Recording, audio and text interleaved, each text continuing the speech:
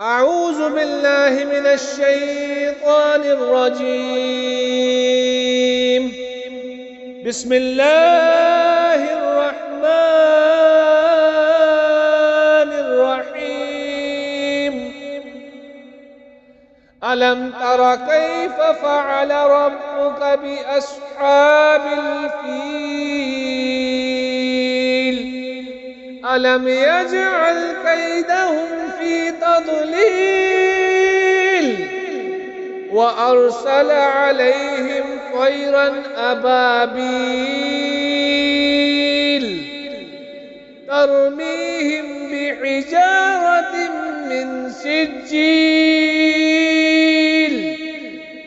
فجعلهم